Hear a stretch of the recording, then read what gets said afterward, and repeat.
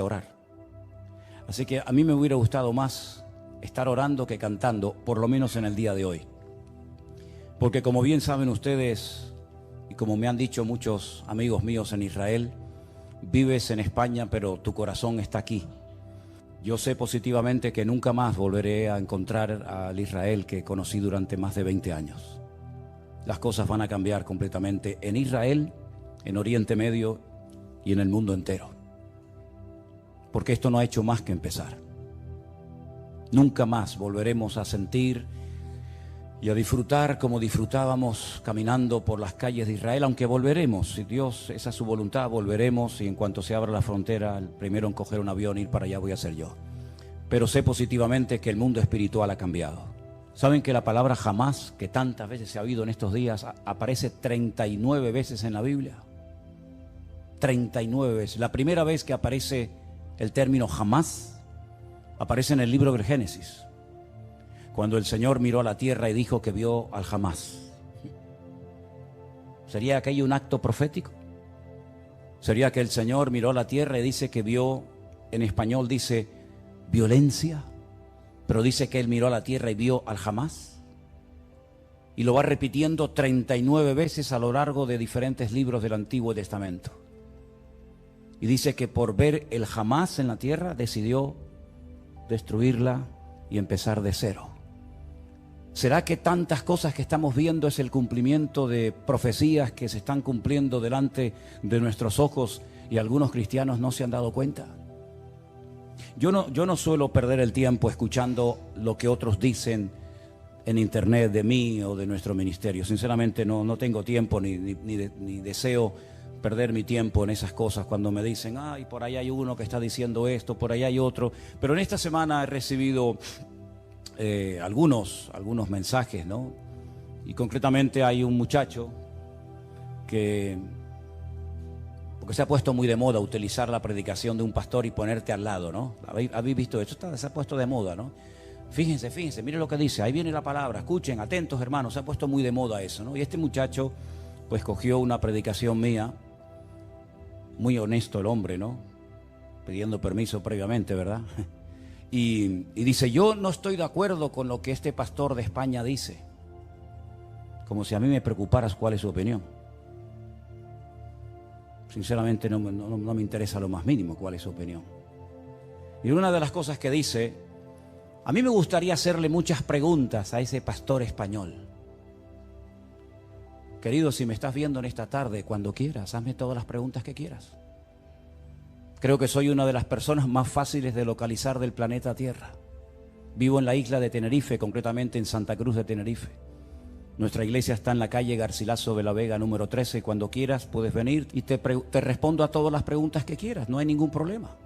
Pero no mientas cuando dices que quieres hacerme muchas preguntas y no las haces. La palabra de Dios nos enseña que los últimos tiempos van a ser tiempos muy difíciles, muy complicados.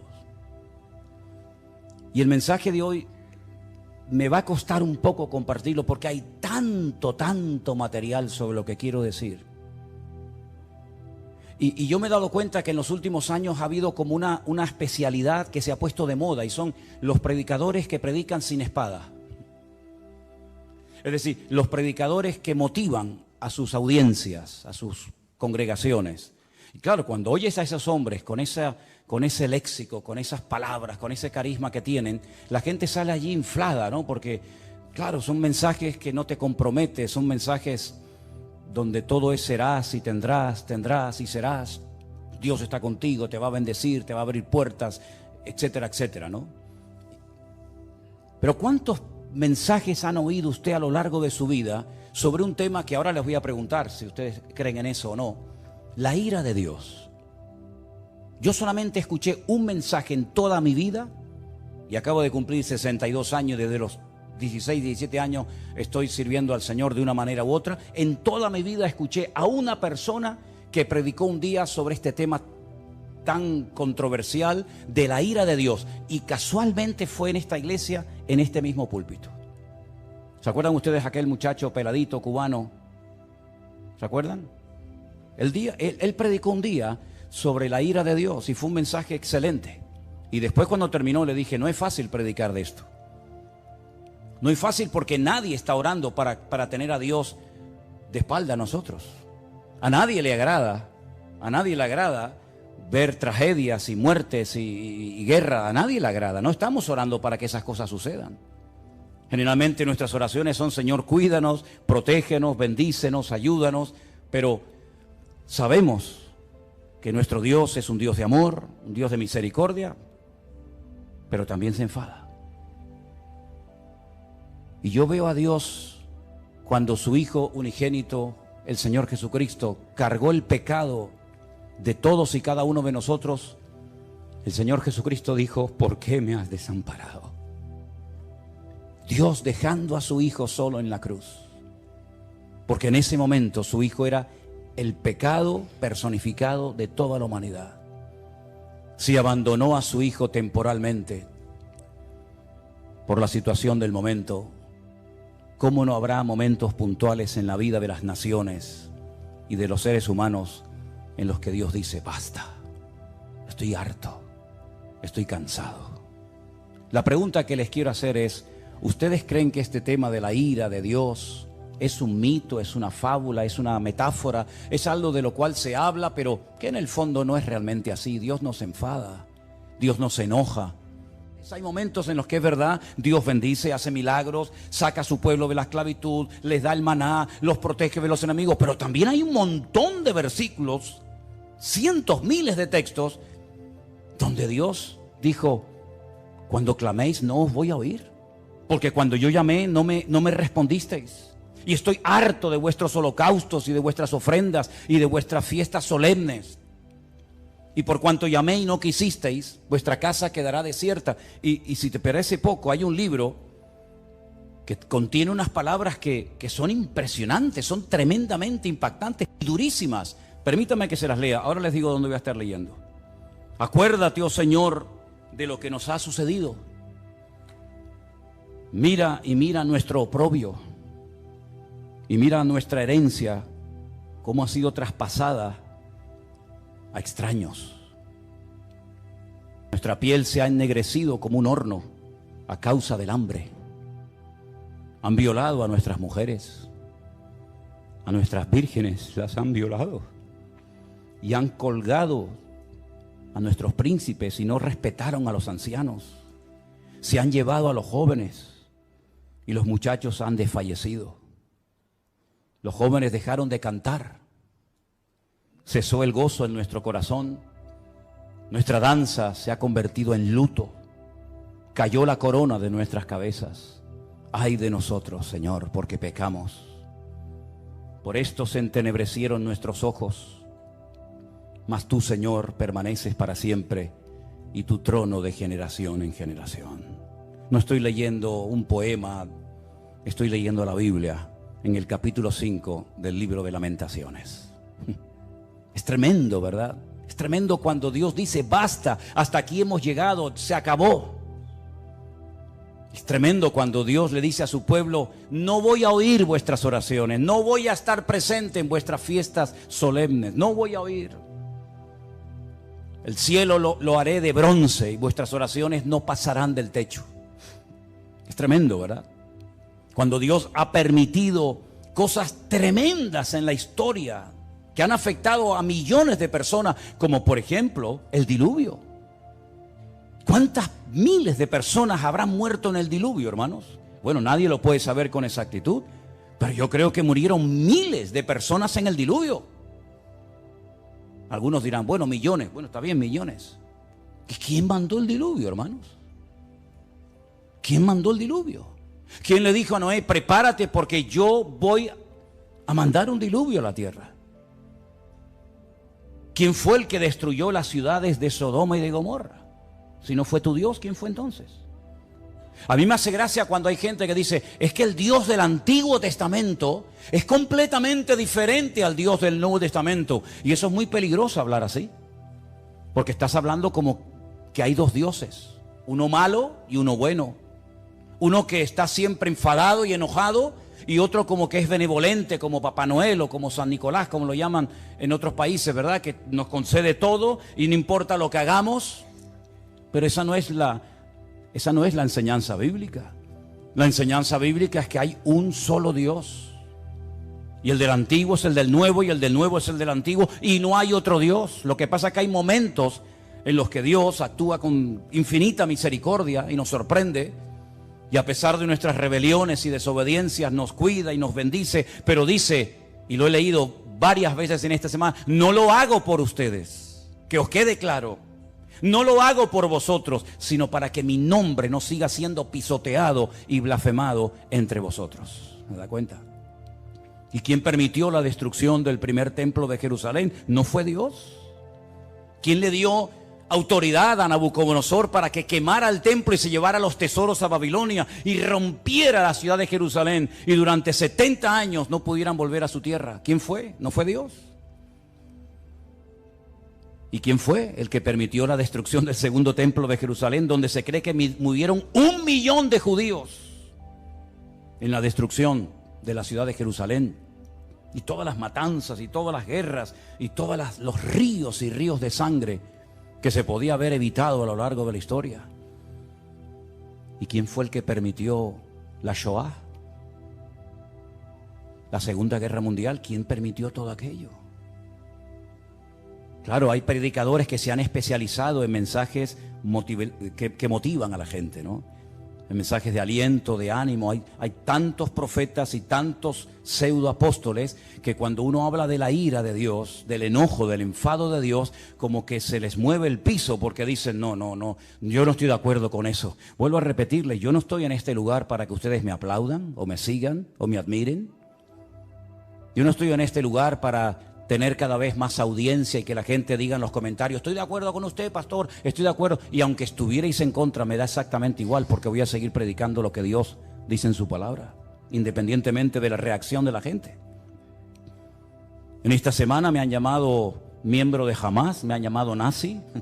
En esta semana me han llamado de todo, porque no están de acuerdo con el mensaje, sobre todo que di el domingo pasado y con la reflexión que di esta semana sobre estos acontecimientos. Pero yo quiero que una vez más vayamos a la palabra de Dios para que veamos que a veces la historia se vuelve a repetir.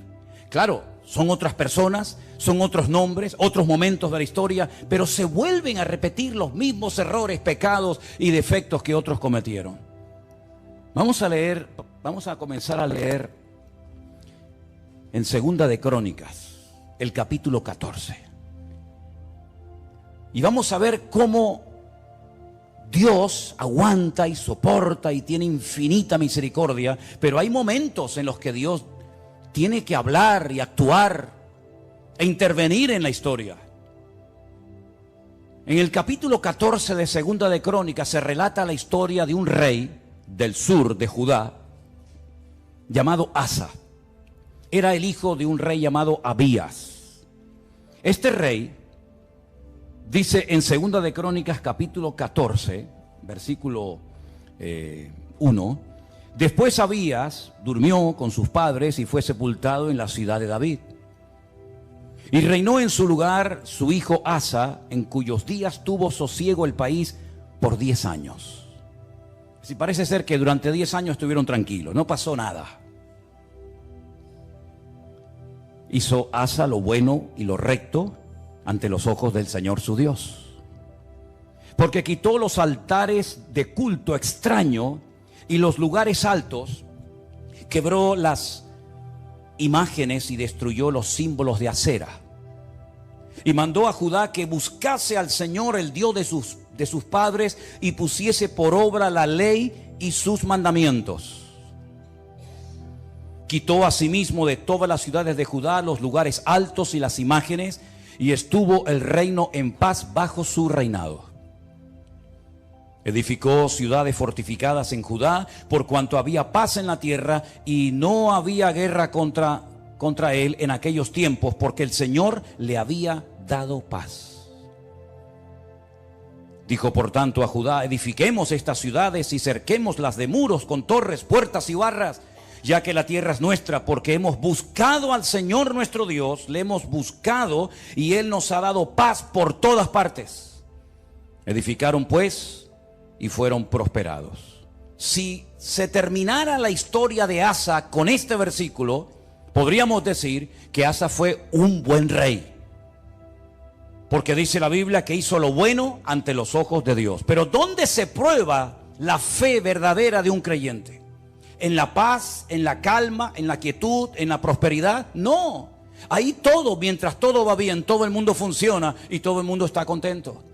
Dice que él era bueno delante de Dios y comenzó a hacer una serie de reformas y comenzó a fortificar ciudades y comenzó a hacer obras muy interesantes, muy buenas, necesarias también, pero porque había paz, no había guerra en el país. Pero llegó el momento que las cosas cambiaron. Y tuvo también Asa ejército con escudos y lanzas. Tuvo de Judá 300,000. Es curioso, ¿no? El mismo número de reservistas que Israel ha movilizado en estos días, 300,000. Y de Benjamín 280,000, es decir, tenía 580,000 soldados entre su tribu y la tribu de Benjamín, que traían escudo y entensaban arcos, todos hombres diestros. Versículo 9. Salió contra ellos Zera, etíope, con un ejército de 1,000,000 de hombres. 1,000,000 de hombres. Y además tenían 300 carros y vino hasta Maresa. Entonces salió Asa contra él, ordenaron la batalla en el valle de Cefata junto a Maresa, y clamó Asa al Señor su Dios y dijo, escuchen la oración: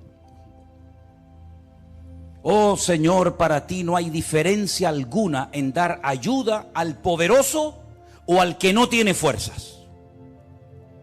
Ayúdanos, Señor Dios nuestro, porque en ti, ¿qué dice?, nos apoyamos, y en tu nombre venimos contra este ejército. Casi igual que las palabras que David pronunció cuando fue a pelear contra el gigante Goliat. Tú vienes contra mí con espada y jabalina, mas yo voy contra ti en el nombre de mi Dios. Ahora Asa casi dice lo mismo: ayúdanos, porque en tu nombre venimos contra este ejército. Oh Dios, tú eres nuestro Dios. Que no prevalezca el hombre contra nosotros. ¿Qué pasó? Que el Señor, Jehová, deshizo a los etíopes delante de Asa y delante de Judá, y huyeron los etíopes, que eran 1,000,000 de hombres armados hasta los dientes, y además 300 carros de combate. Era humanamente imposible hacer frente y vencer a este poderosísimo enemigo, porque la desproporción era enorme. Tenían 580,000 hombres, pero el enemigo viene contra ti con 1,000,000 de soldados y no vas a poder hacer frente a esta guerra. ¿Qué fue lo que hizo Asa? Orar. Señor, ayúdanos. Nos apoyamos solamente en ti. Dios le respondió sí o no. ¿Vio una contundente victoria? Sí o no. ¿Fue el enemigo derrotado? Sí o no. Bueno, con esta victoria ya Asa tenía que tener más que interiorizada y aprendida la lección de que si oramos y nos apoyamos solamente en Dios, Dios siempre nos va a ayudar. No importa el momento, no importa la dificultad, no importan nuestras limitaciones. Nosotros nos apoyamos en nuestro Dios, que no conoce ningún tipo de limitación, y siempre el Señor saldrá victorioso. ¿Cuántos dicen amén? Perfecto. Al poco tiempo, capítulo 15, vino un tal Azarías, hijo de Obed, un profeta digamos ambulante, no muy conocido, pero dijo cosas muy interesantes. Salió al encuentro de Asa y le dijo: oídme, Asa y todo Judá y Benjamín, el Señor estará con vosotros si vosotros estuviereis con él, y si le buscareis, será hallado de vosotros, mas si le dejareis, él también os dejará. Esto funciona así. Muchos días ha estado Israel sin verdadero Dios, sin sacerdote que enseñara y sin ley. Pero cuando en su tribulación se convirtieron a Jehová, el Dios de Israel, y le buscaron, él fue hallado de ellos. ¿Cuántos dicen amén? Es decir, la palabra que el Señor le está dando a través de este profeta al rey Asa es tremenda. Si siguen en esta línea si siguen apoyándose en el Señor, si siguen confiando en Él y en su palabra, si no se apartan de su ley, de sus mandamientos, el Señor estará con vosotros. Ya os lo ha demostrado clarísimamente. No importa si viene 1,000,000 o 5 o 20, da igual. Tú mismo, rey Asa, has dicho en tu oración que tú ayudas tanto al poderoso como al que no tiene ninguna fuerza. Porque el ejército o la victoria no depende de nosotros, sino depende del Señor, porque no es con espada, no es con ejército, es con mi Santo Espíritu, dijo el Señor. Y él lo vio, el Señor se lo demostró. Este hombre se animó tanto con aquella palabra, con aquella contundente victoria, que siguió haciendo cambios y siguió haciendo reformas tremendas en todo el país. La Biblia dice que llevó al pueblo a un momento, a una reunión muy solemne, versículo 11, o 10 si quieren. Dice que se reunieron en Jerusalén en el mes tercero del año 15º del reinado de Asa, y en aquel mismo día sacrificaron para el Señor del botín que habían traído, escuche esto, 700 bueyes y 7,000 ovejas. Aquello tenía que ser un río de sangre terrible. Sacrificar 700 bueyes y 7,000 ovejas, aquello tuvo que ser algo impresionante. Pero a él no le importaba darle todos estos sacrificios al Señor, porque él estaba contento, él estaba agradecido, porque él había visto la mano de Dios poderosa. Y además dice que prometieron, versículo 12, solemnemente que buscarían a Jehová, el Dios de sus padres, de todo su corazón y con toda su alma. Lo juraron delante de Dios. Se tomaron en serio este juramento. Y cualquiera que no buscase al Señor, el Dios de Israel, que muriera, fuera grande o pequeño, hombre o mujer. Juraron al Señor con gran voz y júbilo, al son de trompetas y bocinas. Y todos los de Judá se alegraron en este juramento, porque de todo corazón lo juraban y toda su voluntad lo buscaban, y fue hallado de ellos, porque el Señor les dio paz por todas partes. ¿Cuántos dicen amén? Va bien la historia, ¿no? Va bien, vamos bien, vamos bien. El hombre está siendo bendecido, el hombre está siendo usado, Dios está dando paz, Dios está respondiendo a su oración, el enemigo está siendo derrotado y humillado. Vamos bien, gloria a Dios, gloria a Dios. Hace una cosa muy interesante. Estaba el hombre tan entusiasmado y tan contento con su Dios que hasta a su propia madre la puso en su sitio. Miren lo que le dice a su madre, o lo que hace con su madre en el verso 16. Aún a Maaca, la madre del rey Asa, cuidado, no era una cualquiera, era su propia madre, la depuso de su dignidad, porque había hecho una imagen de acera, y Asa destruyó la imagen y la desmenuzó y la quemó junto al torrente del Cedrón. A su propia madre le dijo: no voy a permitir, por muy madre que seas de mí, que tengamos entre nosotros una imagen de esta acera. La destruyó, la desmenuzó y le prendió fuego en el torrente de Cedrón, ese torrente, ese barranco que hay entre el monte Moriah del templo y el monte de los olivos. Le prendió fuego. Y en el versículo 18 dice que trajo a la casa de Dios, al templo, todo lo que su padre había dedicado y lo que él había consagrado. Y dice: plata, oros, utensilios, llevó un montón de cosas. La generosidad brotó en su corazón. Y dijo: voy a llevar a la casa de Dios, al templo, oro y plata y utensilios de todo tipo. Tremendo. Si terminara, repito, la historia del rey Asa con este capítulo, podríamos marcharnos a casa diciendo: gloria a Dios, por fin nos encontramos un buen rey. Porque lamentablemente no todos fueron buenos, hubieron algunos que fueron terribles, pero este por lo menos fue bueno. Pero es que la historia continúa. La historia nos lleva al capítulo 16, donde dice que en el año 36 de su reinado, tuvo mucho tiempo como rey, subió Baasa, el rey de Israel, el que estaba en el norte. Ya el país se había dividido, recuerden esto, hermanos. Estaba Judá al sur con la tribu de Benjamín, y las 10 tribus al norte adoptaron el nombre de Israel. Y entonces el rey de Israel, en este caso se llamaba Baasa, va contra él, fortifica la ciudad de Ramá para no dejar salir ni entrar a ninguno. ¿Y qué es lo que hace Asa? Se supone que tenía que hacer exactamente lo mismo que ya había hecho y que le había dado tan buenos resultados, ¿sí o no? Orar, clamar al Señor, apoyarse en el Señor y poner en práctica el juramento que habían hecho.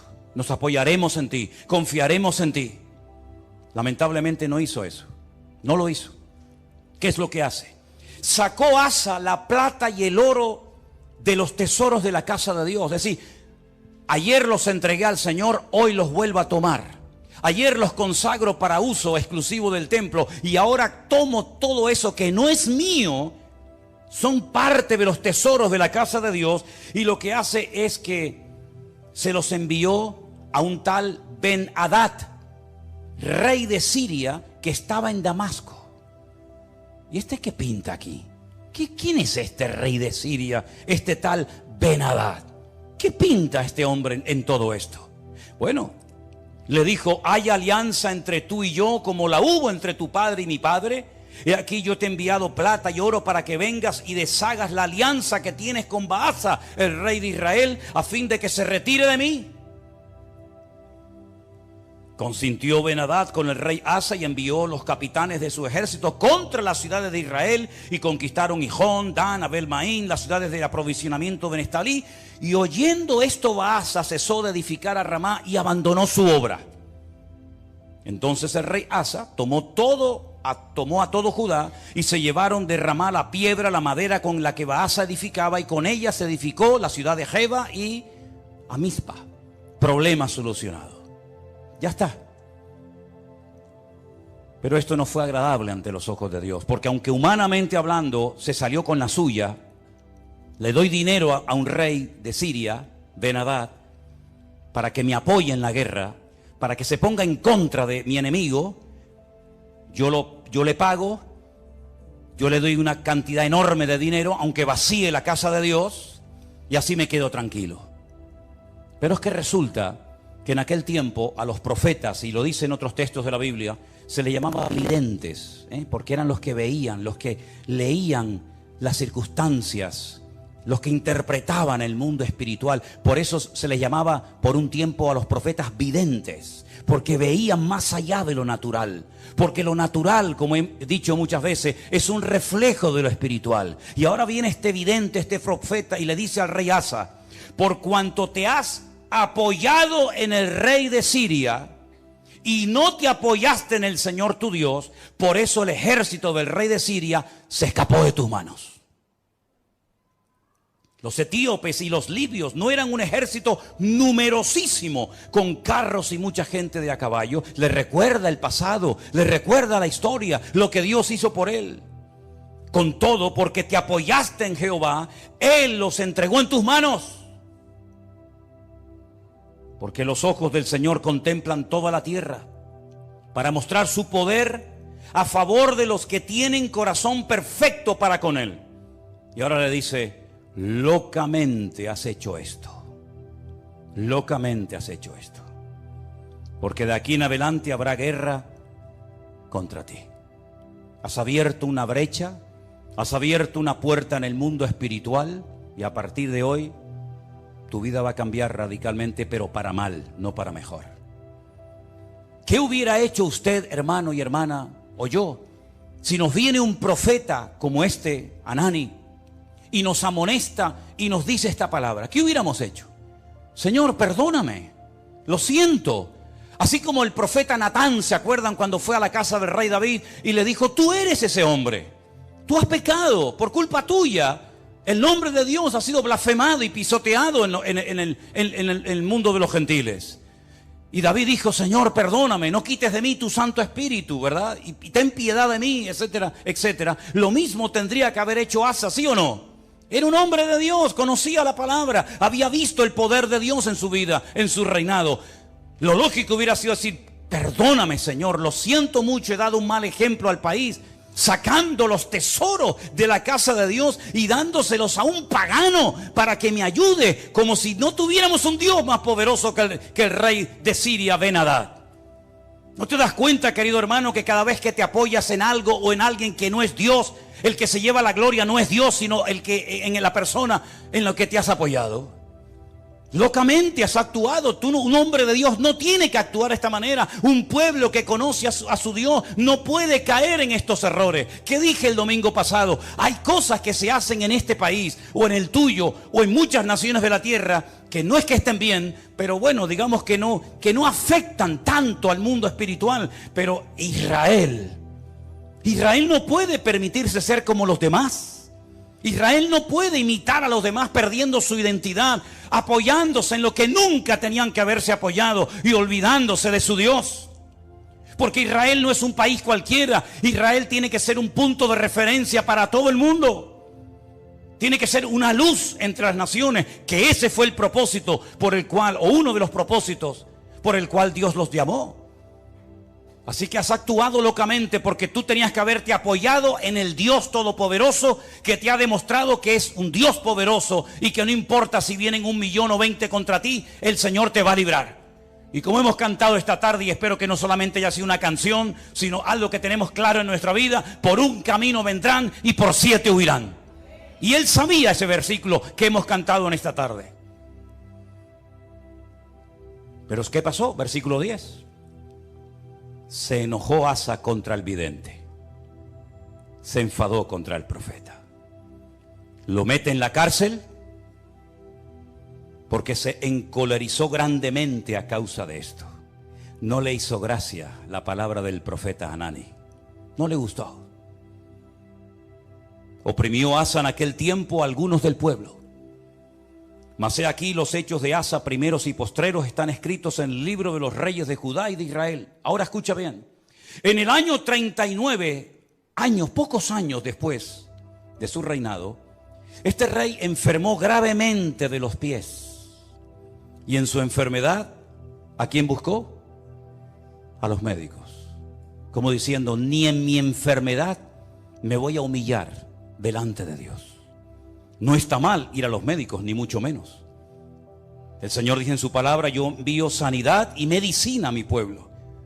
Pero la actitud de Asa es de soberbio, es de arrogante, es decir, estoy enfermo, si clamara al Señor, Dios me podría sanar, pero no lo voy a hacer, porque no quiero saber nada de ese Dios.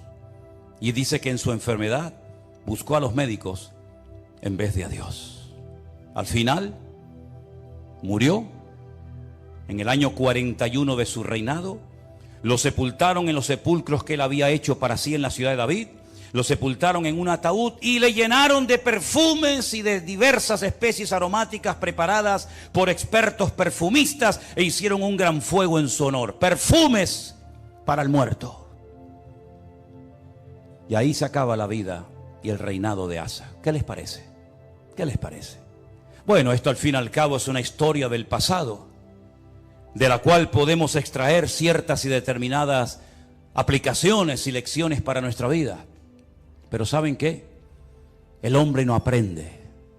El hombre no aprende. Sigue cometiendo los mismos errores, los mismos pecados, y en vez de apoyarse solamente en Dios, que los ha librado tantas veces de ser destruidos y tragados por sus enemigos, vuelven a apoyarse en ejércitos extranjeros, en la ayuda de hombres, en vez de apoyarse única y exclusivamente en su Dios. Hemos leído en esta tarde, espero que hayan prestado atención: el Señor es mi luz y mi salvación. No temeré lo que me pueda hacer el hombre. Ellos tienen una palabra que dice: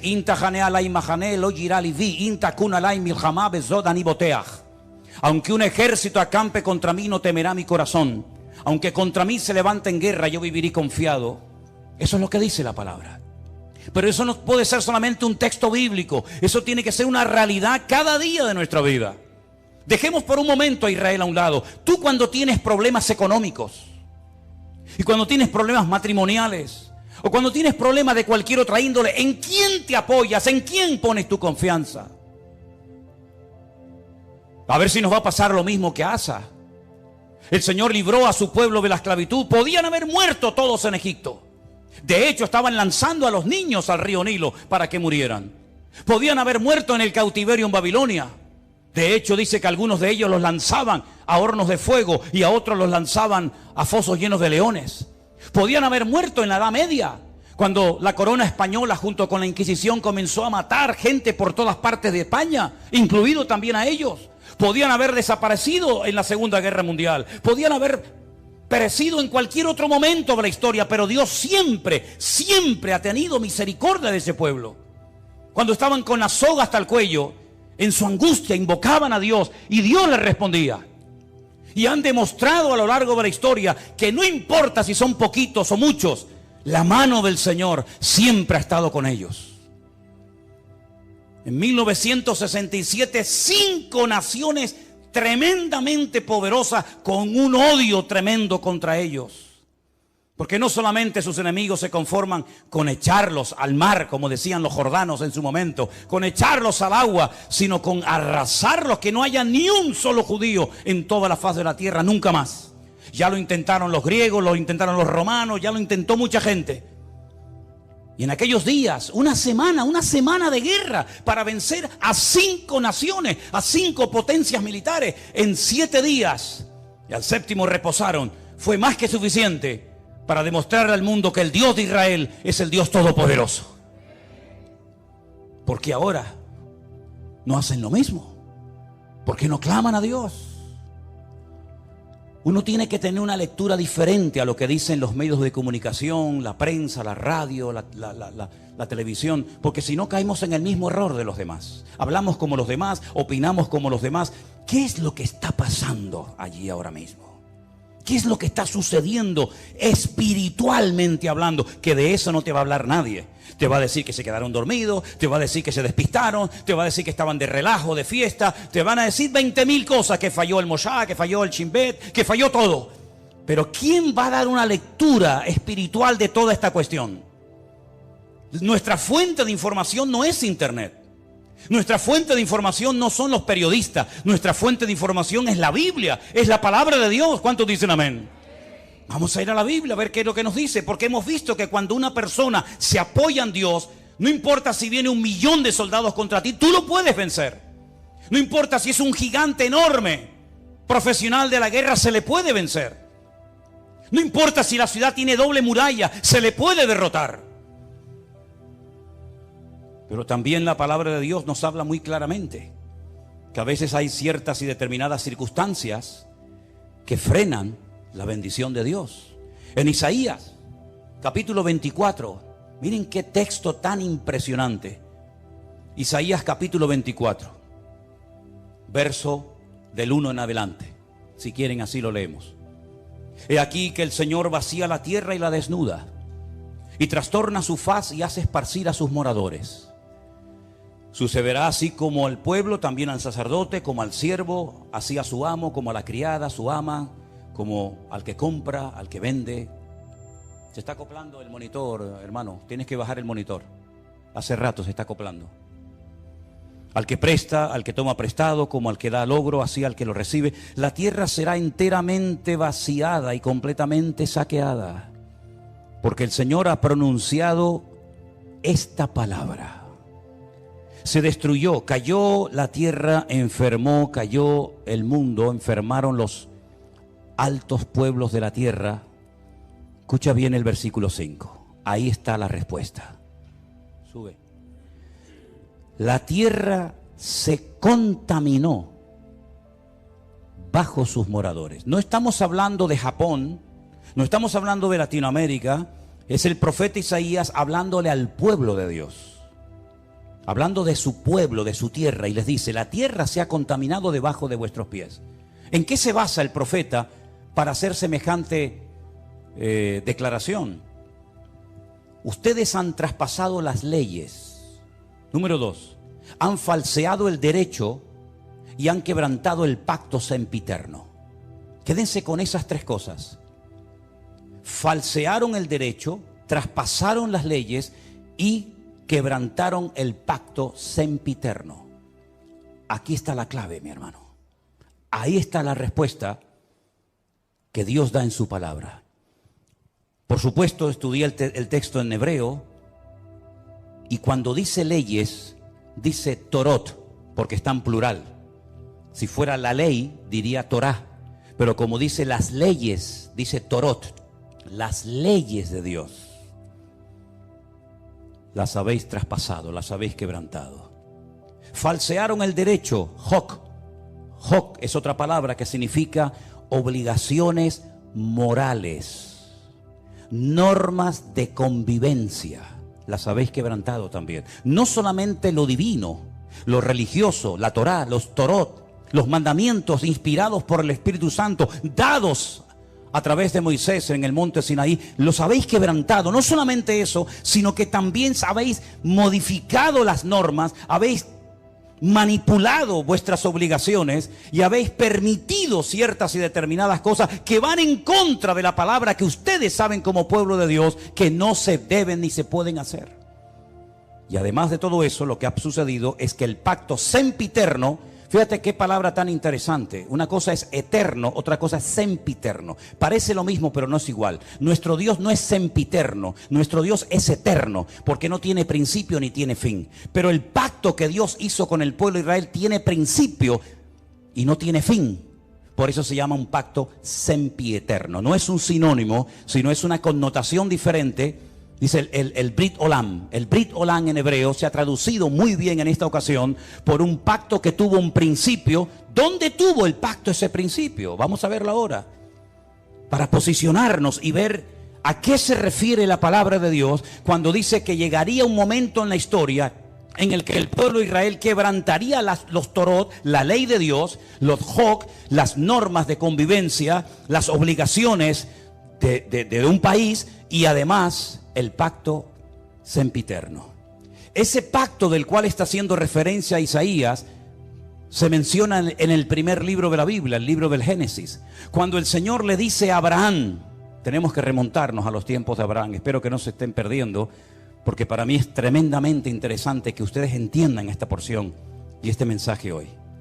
El Señor le dice a Abraham: yo estableceré mi pacto entre mí y ti, y entre tu descendencia por tus generaciones. Es decir, el pacto no termina con tu muerte. El pacto no termina cuando tu hijo se muera, Isaac, o cuando tu nieto Jacob muera, sino que será un pacto con toda tu descendencia por todas las generaciones, y yo seré tu Dios y el de tu descendencia para siempre. Este es mi pacto. Este es mi pacto, versículo 10. Este no es el pacto que Jesús hizo en el huerto, en Jerusalén, cuando dijo: tomad y comed, esto es mi cuerpo. No, ese no es. Este es otro pacto. Este es un pacto que está haciendo con Abraham, el padre de la nación hebrea. El pacto que Dios hizo con este varón, le dice: guardaréis entre mí y vosotros y tu descendencia después de ti. Será circuncidado todo varón entre vosotros. Es decir, siempre hay una señal de un pacto. ¿Cómo puedo yo demostrar que Dios ha hecho un pacto conmigo? ¿Cómo lo puedo demostrar? Bueno, Dios me dijo, ya, Dios te dijo, pero las palabras se las lleva el viento, como dice el refrán. ¿Cómo podía Noé demostrar que Dios había hecho un pacto con él? Cuando veáis el arco en las nubes, esa es la señal del pacto que yo he hecho con ti. Perfecto. ¿Y cómo podía Abraham demostrar, o la descendencia de Abraham, que Dios había hecho un pacto con ellos, que los había escogido de entre todas las naciones? Esta será la señal del pacto: circuncidaréis la carne de vuestro prepucio, y os será por señal entre mí y vosotros. A la edad de 8 días. Luego, no es un pacto con la nación islámica, con los árabes, porque los árabes se circuncidan a los 13 años. Y los judíos circuncidan a sus hijos a los 8 días. ¿Te das cuenta? El pacto va a ser una señal que vas a llevar toda tu vida en tu carne, en tu cuerpo. Y se la tienes que hacer al bebé a los 8 días. Por vuestras generaciones. El nacido en casa, el comprado por dinero, también los extranjeros que no fueren de tu linaje. Debe ser circuncidado el nacido en tu casa, el comprado por dinero. Estará mi pacto en vuestra carne por pacto perpetuo. El varón incircunciso, el que no hubiere circuncidado la carne de su prepucio, aquella persona será cortada de su pueblo, ha violado mi pacto.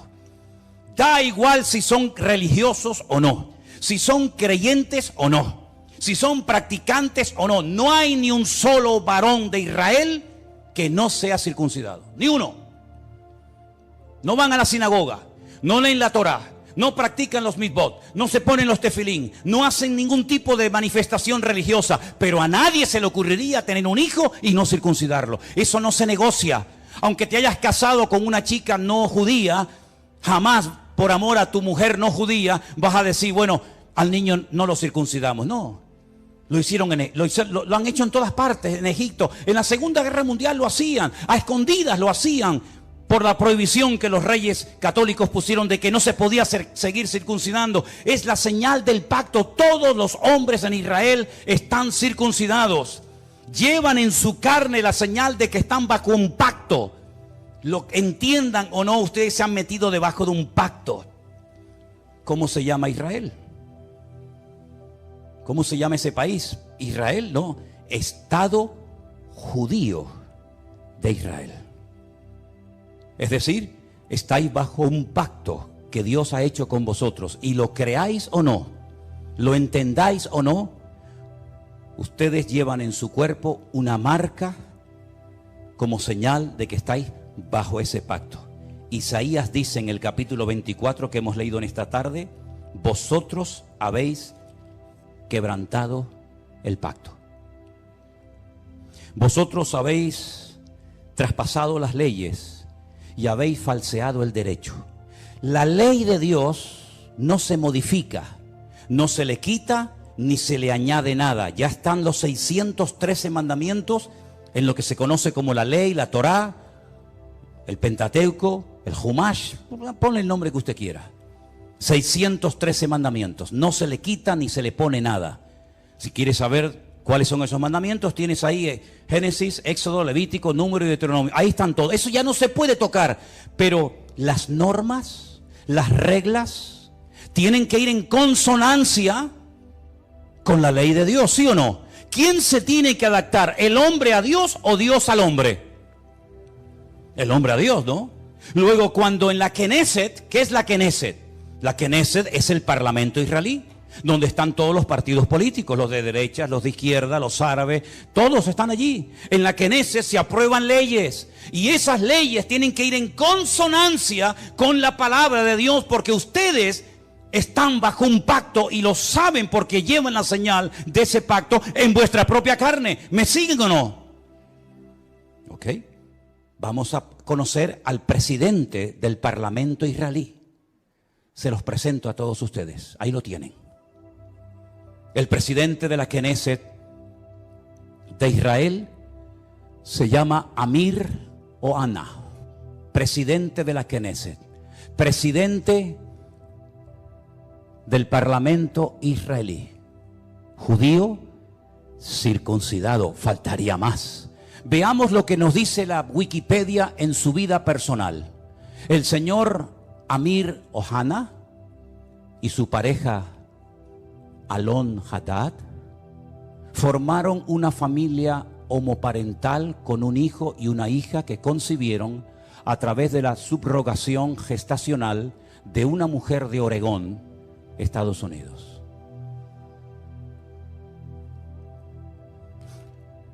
Sin comentarios. Gracias. Presidente del Parlamento israelí. Vosotros habéis traspasado mis leyes, habéis pervertido el derecho y habéis quebrantado mi pacto. Alguien dijo, no es una frase mía: cuando nos distanciamos de Dios y de su palabra, ponemos nuestra vida en peligro. ¿No les parece a ustedes? Pero la palabra de Dios dice: sin santidad nadie verá al Señor. Llámese Israel, llámese sudamericano, llámese latino, llámese como se llama. Sin santidad nadie verá al Señor. No es un título, una nacionalidad, un pasaporte lo que nos salva, sino el apoyarnos única y exclusivamente en Dios y en su palabra. Pero ahora resulta que ya están tranquilos porque el tío Sam les ha dicho: yo estoy con ustedes. Antes se llamaba Ben Haddad, ¿se acuerdan? Ben Haddad. Ahora se llama señor Biden. Pero qué lástima que no haya un Ananí en Israel hoy por hoy. Porque si Juan el Bautista levantara la cabeza y entrara al parlamento israelí, bueno, ya entró en su época, ¿no? Cuando aquel rey llamado Herodes, ¿se acuerdan? ¿Se acuerdan el rey Herodes? Aquel títer, aquel monigote que ni era rey ni nada, pero Lo habían nombrado los romanos, le habían dicho, tú vas a ser el rey de Israel. Qué valientes fueron los magos de Oriente, ¿se acuerdan? Cuando vienen seguramente en un viaje de días, de semanas o tal vez de meses, y llegaron a Belén, al Herodión, donde vivía el rey Herodes, y le dijeron, venimos a adorar al rey de los judíos, porque su estrella hemos visto en el oriente. Y Herodes habrá dicho, ¿el rey de los judíos soy yo? No. Tú eres un estrellado. Nosotros venimos a ver a aquel que es digno de recibir toda honra y toda gloria. Y dice que cuando llegaron, se postraron y lo adoraron, ofreciendo sus tesoros de oro, incienso y mirra. A ese rey perverso y terrible llamado Herodes, llegó un día Juan el Bautista, que algunos habrán dicho, cállate la boca, no digas nada. Te la está jugando, y le dijo, no te es lícito haberle robado la mujer a tu hermano y llevártela a tu cama y acostarte con ella. No te es lícito, adúltero. ¿Qué le costó a Juan el Bautista esa declaración? La cabeza. El rey Herodes quiere hablar contigo. Jesús dijo, decidle a esa zorra. Y me dicen a mí que yo soy duro hablando. Decidle a esa zorra. Y no fue a verlo. Y cuando aquel soberbio, arrogante romano le dice, no me hablas, llevo una hora interrogándote, te puedo librar de la mano de tus verdugos y no me contestas, no sabe que tengo autoridad para librarte. Y es entonces cuando el Señor dice, tú no tendrías nada que hacer contra mí si mi Padre no te lo permite. Aquí no se mueve ni una sola hoja de un árbol sin permiso de nuestro Dios. Y no hay nada que ocurra en las naciones de la tierra, y menos en esa tierra santa para Dios, donde Él es el dueño de la tierra, que no lo permita el Señor. ¿Se dan cuenta cómo tenemos que clamar por misericordia más que nunca, mis queridos hermanos?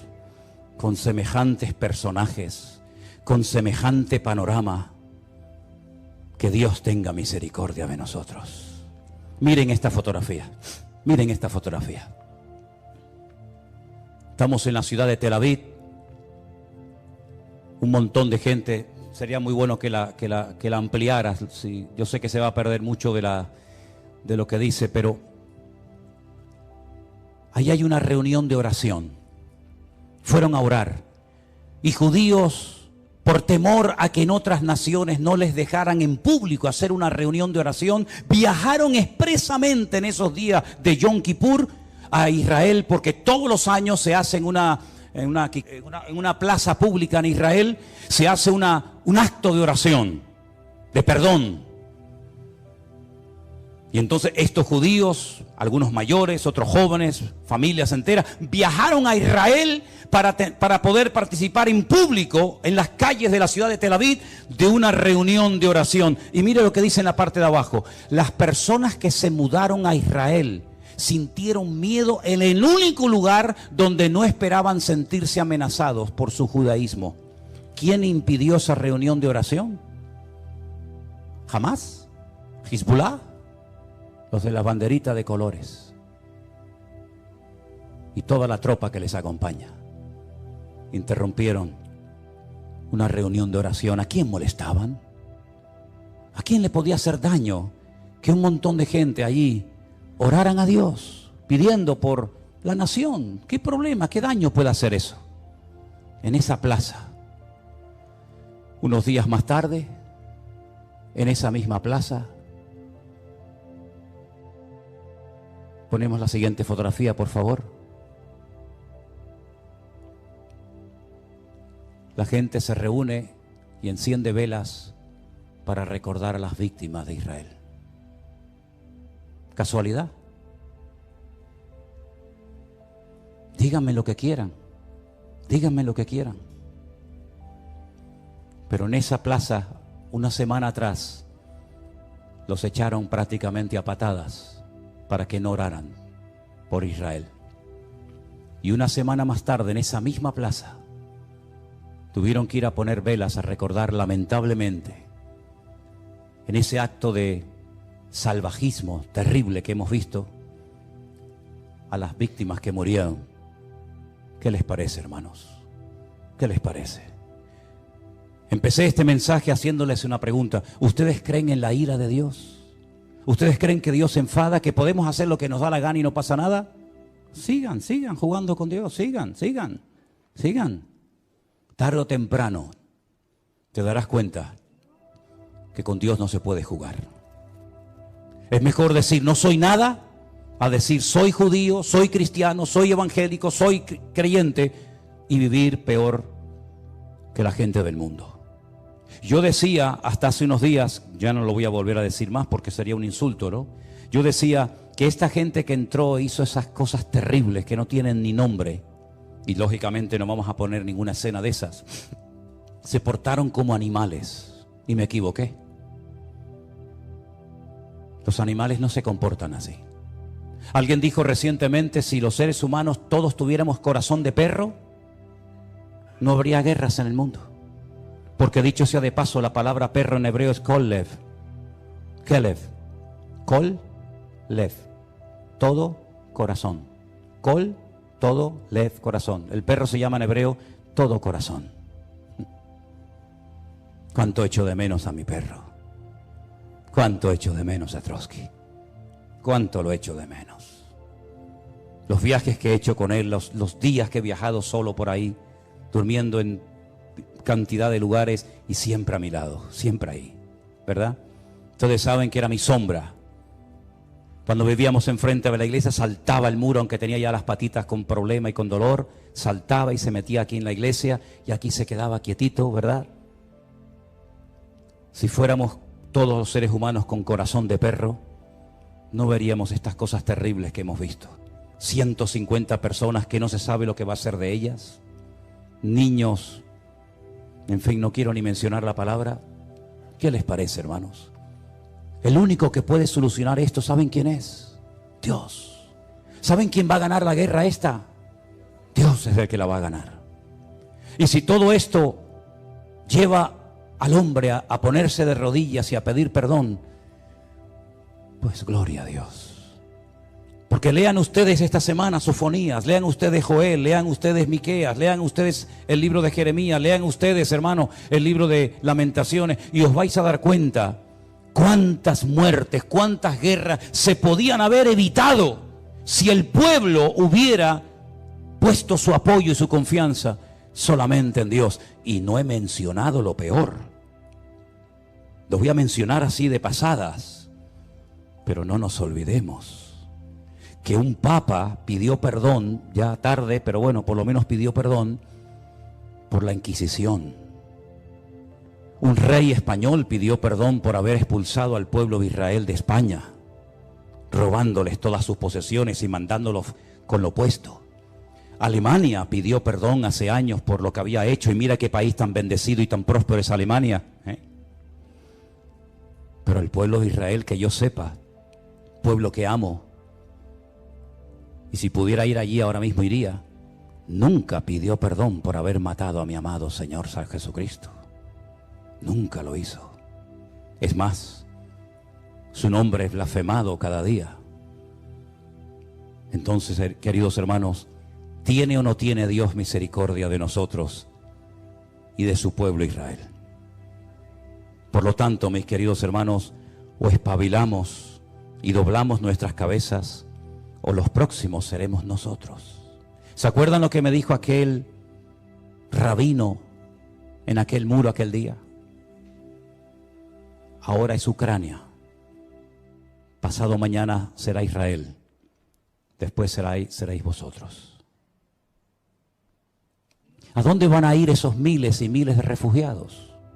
Jordania no ha abierto sus fronteras diciéndole, vengan, vengan, tenemos un país enorme, grandísimo, de miles y miles de kilómetros, vengan aquí. Al fin y al cabo, los palestinos, ¿de dónde eran? Eran jordanos. Los viejos que viven en Israel, ¿qué pañuelos se ponen en la cabeza? ¿Con qué se ponen en la cabeza? ¿De qué color es? ¿De qué color es? ¿Blanco y negro? No. Blanco y rojo. El pañuelo de Jordania. Miren la bandera de Jordania, miren la bandera palestina. Son iguales, simplemente que han puesto ahí una estrella. Pero Jordania no ha dicho, vengan para acá, les recibimos. Arabia Saudita, No los ha invitado a venir. Los iraníes, que tanto los aman y los apoyan.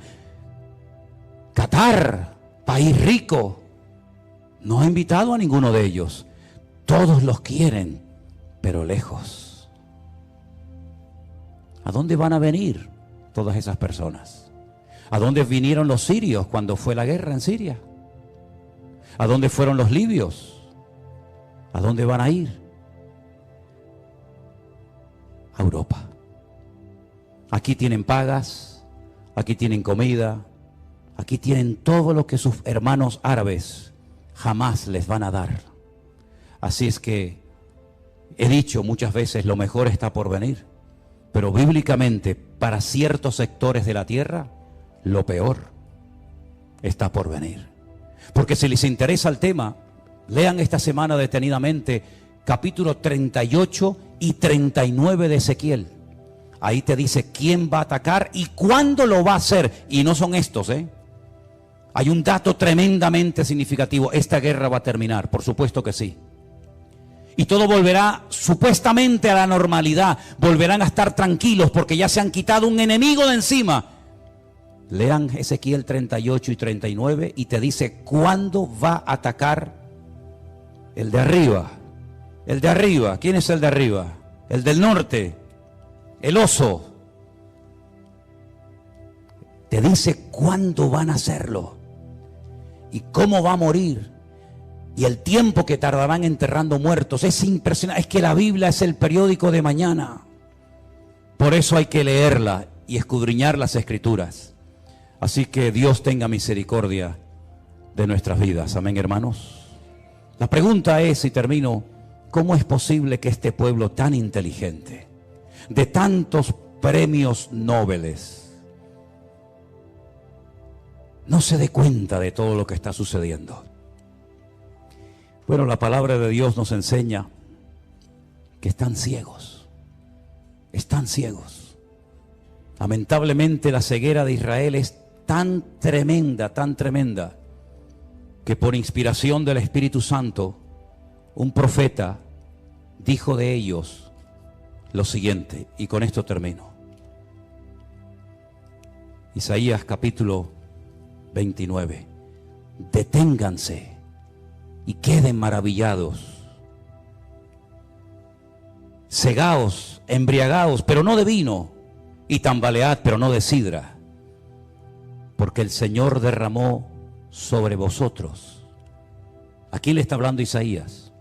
A Israel, no a nosotros. En ese momento Isaías le estaba predicando al pueblo de Israel y le dice: el Señor derramó sobre vosotros espíritu de sueño. Cerró los ojos de vuestros profetas. No hay profetas en Israel.